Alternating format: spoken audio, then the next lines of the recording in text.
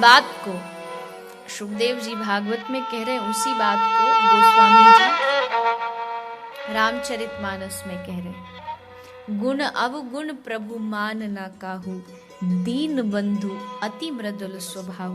भगवान का स्वभाव कैसा है? बोले बड़ा मृदुल है, बड़ा कोमल हृदय है भगवान का। इतना कोमल है कि एक भक्त कहता है भगवान आप मेरे लिए रथ चलाओ, तो भगवान रथ चलाने लगे। बताइए ऐसा दुनिया में कहीं होता है कि जो मालिक हो वो नौकर का रथ चला रहा हो, नौकर की गाड़ी ड्राइव कर रहा हो? लेकिन यहां भगवान कर रहे हैं किसका? प्रेम के वश अर्जुन रथ हांक्यो, भूल गए ठकुराई। आप इनको सारथी बना लो, सारथी बन जाएंगे। आप इनको घर का नौकर बना लो तो नौकर भी बन जाएंगे। सामर्थ्य होनी चाहिए हमारी भक्ति में। महाराष्ट्र में भक्तमाल में ऐसी कथा आती है, नाभाजी के द्वारा जो भक्तमाल लिखा गया है।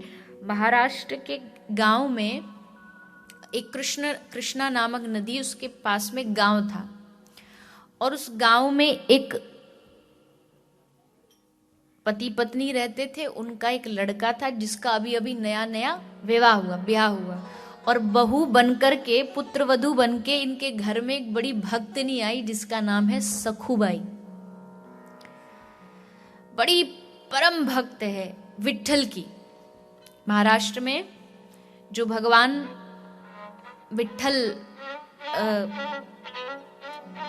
पंढरीनाथ, पंढरपुर में अगर आपने नाम सुना हो, भक्त बड़े विट्ठल भगवान से प्रेम करते हैं और कहते हैं, विट्ठल माझा माझा। माझा समझते? मराठी भाषा है। माझा मतलब मेरा। विट्ठल माझा माझा, माझा माझा माझा, विट्ठल माझा मी विठ्ठलाच्या। विट्ठल मेरे हैं और मैं विट्ठल का हूं। विट्ठल माझा माझा, माझा माझा माझा,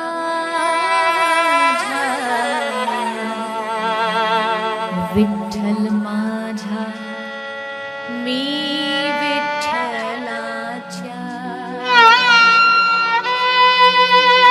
जिस प्रकार आपके गुजरात में बहुत संत हुए हैं, उसी प्रकार महाराष्ट्र में भी बहुत संत हुए।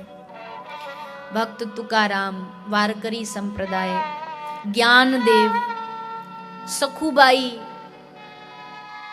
आदि आदि कितने भक्त संत महापुरुष हुए हैं। तो ये विट्ठल से बड़ा प्रेम करती थी सखुबाई, पर कभी विट्ठल के द्वार पर नहीं गई। कभी विट्ठल भगवान ने ऐसी कृपा ही नहीं की कि ये पंढरपुर जाए। ऊपर से पति सास ससुर मिल गए एकदम खतरनाक। सास एकदम वही रोल में आकर के, तू जैसा कहूंगी वैसा करेगी। ये बेचारी बचपन से ही भक्ति में लीन थी। पूरा परिवार इसको गाली देता था, खूब गाली देता कि तू क्या दिन भर विट्ठल विट्ठल विट्ठल करती रहती। मारते तक थे, पर इसने कृष्ण नाम नहीं छोड़ा, विट्ठल को नहीं छोड़ा। हम कहते हैं ना हमारे ऊपर कष्ट आते, इन भक्तों को देखो कितने कष्ट, कि भगवान का नाम तक नहीं लेने दिया जा रहा। खबरदार जो मेरे घर में तूने उस विट्ठल का नाम लिया तो। खूब पिटाई होती, खूब मार। गांव वाले तरस खाते कि दिन रात इसको मारते हैं, परेशान करते हैं, लेकिन वो किसी की मानते ही नहीं थे, सुनते ही नहीं थे। कोई समझाए तो भी न सुने। एक दिन भक्तों की मंडली मिलके पंढरपुर जा रही थी, इसके गांव से।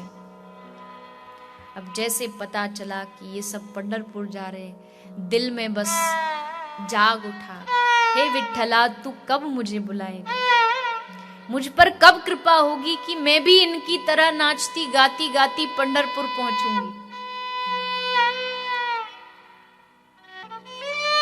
मन में भाव आया कि चलो वहां नहीं जा सकती, कम से कम बाहर जाके इनके दर्शन तो कर लूं।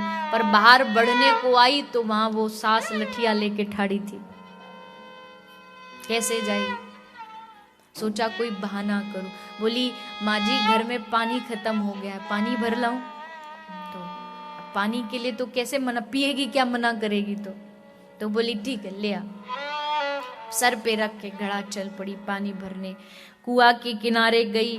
अब बस उसे तो बहाना चाहिए था, अकेली आई थी, मंडली जा ही रही पंढरपुर, सब भूल गई लोक लाज, क्या होगा, घर वाले क्या बोलेंगे बाद में, सास मारेगी, क्या करेगी, सब भूल के घड़ा फेंका और उसी मंडली में विट्ठल गाती गाती पंढरपुर चल पड़ी। अब वहीं एक और पड़ोसन पानी भरने आई थी। अब कई लोग ऐसे होते हैं जिनका सीसीटीवी हमेशा भक्तों के ऊपर लगा रहता है, क्या कर रहा है, क्या खा रहा है, और फिर उनकी टांग खिंचाई करने में उनको बड़ा आनंद आता है। वो भागी भागी गई, सास को बोली तुझे नहीं पता तेरी बहू भाग गई। अब तो सास छोरा को बोली कि चल बैलगाड़ी निकाल और चलते हैं, रास्ते में पकड़ेंगे उसे मारेंगे। वो तो मस्ती में जा रही है, पर जो उसके लिए सब कुछ छोड़ के आई है, जिसके लिए, उस भगवान ने बैठे बैठे आज पंढरपुर में सोचा कि आज इतने बंधन तोड़ के ये भागी है, अगर आज इसे रोक लिया तो ये मेरे द्वार पर कभी आ नहीं पाएगी। क्या करूं, कैसे बचाऊं, कुछ समझ नहीं आया। इतने में पंडरीनाथ खुद सखूबाई बन के सर पे गड़ा लेकर के उसके घर आ गए। सास तो एकदम तैयारी में थी कि बस चले अब उसे पकड़ने। इतने में देखा वो तो पानी भर के आ रही है। पूछा तू तो भाग गई थी? तो बोली नाना मैं कहाँ भागी, अरे आपको छोड़ के कहाँ जाऊंगी। अब ठाकुर जी तो बात बनाने में बड़े चपल हैं। नहीं नहीं मुझे पता है तू कुछ गड़बड़ किया, आज तुझे छोड़ूंगी नहीं। और पकड़ के लेकर के ठाकुर जी को आज रस्सी से बांध दिया। भगवान सखूबाई बने हैं और रस्सी से बंधे खड़े। और तो और यहाँ भगवान को खूब गालियां सुनाई जा रही है, डंडे भी पड़ रहे हैं, पर वो भगवान आज चुपचाप खंबे से बंधे खड़े। क्यों? जब भक्त मेरे लिए मार सह सकता है तो क्या मैं अपने भक्त के लिए नहीं सहन कर सकता? चुपचाप ठाकुर जी खड़े रहे। भगवान चाहते तो ऐश्वर्य से सब कुछ बदल सकते थे, पर भगवान ने कहा नहीं, बदलूंगा इनकी बुद्धि, पर ऐसे नहीं। स्वतः ही इनको समझ आएगा कि सखूबाई क्या है। भगवान को 15 दिन तक बांध के रखा खंबे से, बिना भोजन, बिना खाए पिए। वहां 56 भोग खाते थे, यहाँ डंडा खाने मिल रहे हैं, पर सहन कर रहे हैं। खुश है कि मेरे भक्त ने जो सहन किया, उस रस्सी से आज ठाकुर जी बंधे हैं।